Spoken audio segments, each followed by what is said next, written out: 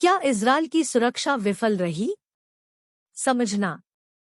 Israel की सुरक्षा प्रणाली आयरन डोम, जो मिसाइल विरोधी ढाल के रूप में काम करती है, ने हमास के हमलों का कुछ हिस्सा रोका, लेकिन कई रॉकेट देश के विभिन्न शहरों पर गिरे।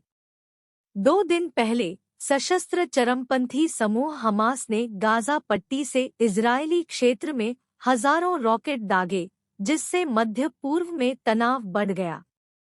अधिकारियों की ताज़ा रिपोर्ट बताती है कि पिछले 3 दिनों में 1,000 से ज्यादा लोगों की मौत हो गई है।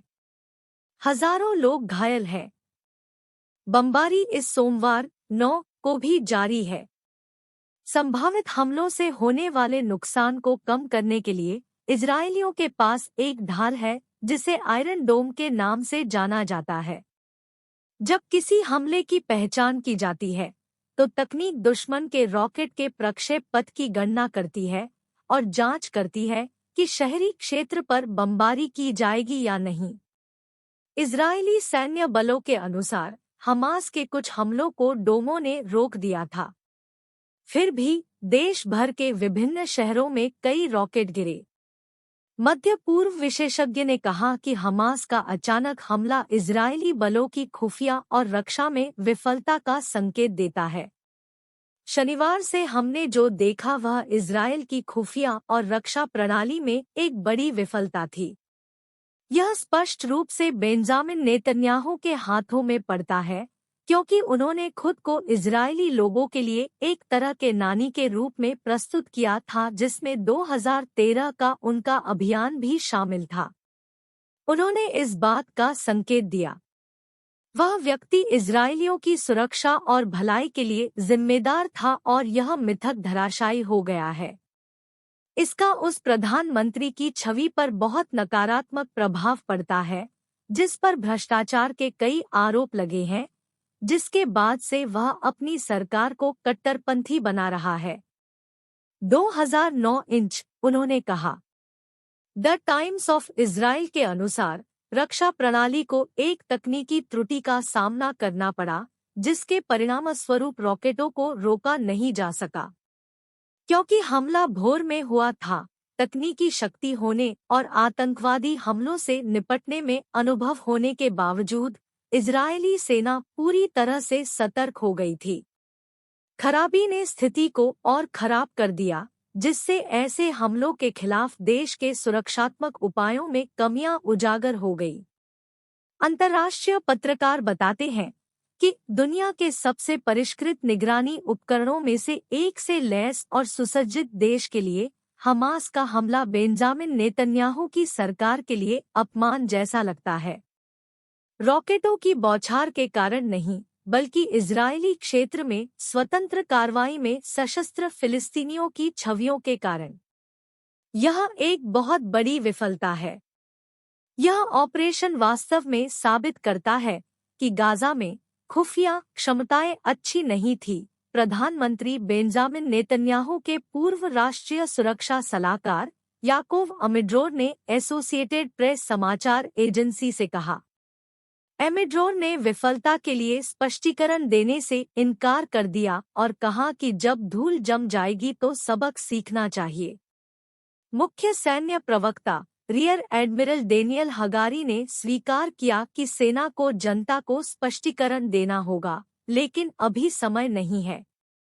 हमास और इजरायल के बीच संघर्ष कैसे शुरू हुआ? इस क्षेत्र में सबसे ताज़ा विवाद 7 अक्टूबर को शुरू हुआ, जब हमास ने इजरायल पर अचानक हमला किया। यह पिछले 50 वर्षों में इजरायली क्षेत्र के खिलाफ सबसे हिंसक कार्रवाई थी।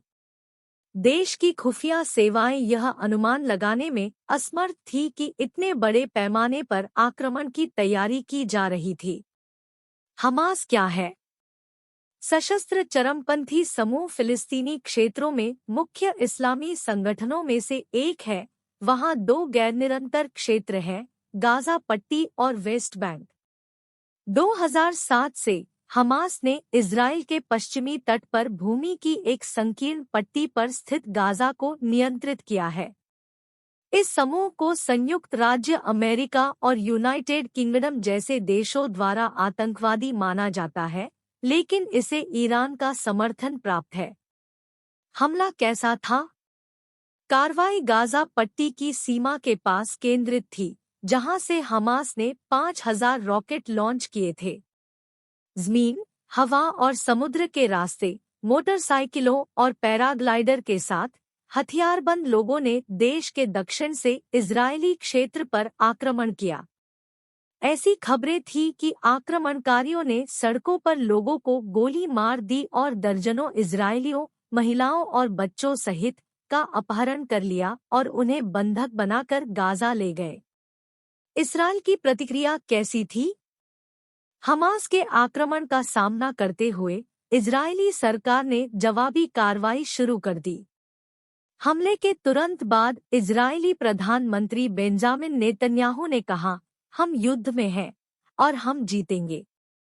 हमारा दुश्मन ऐसी कीमत चुकाएगा जिसे उसने कभी नहीं सोचा होगा। इसके अलावा 7 अक्टूबर को इजराइल ने गाजा पट्टी की ओर बम दागे। गाजा पट्टी क्या है और कहाँ है? यह फिलिस्तीनी क्षेत्र है जो इजराइल के पश्चिमी तट पर, मिस्र की सीमा पर और भूमध्य सागर द्वारा नहाए गए भूमि के एक संकीर्ण टुकड़े पर स्थित है। गरीबी और अत्यधिक जनसंख्या से चिह्नित, इसमें 41 किलोमीटर लंबे और 10 किलोमीटर चौड़े क्षेत्र में 2 मिलियन से अधिक निवासी रहते हैं। 1967 में 6 दिवसीय युद्ध में इजराइल द्वारा लिया गया और 2005 में फिलिस्तीनियों को सौंप दिया गया, गाजा को माल और सेवाओं की नाकाबंदी का सामना करना पड़ रहा है।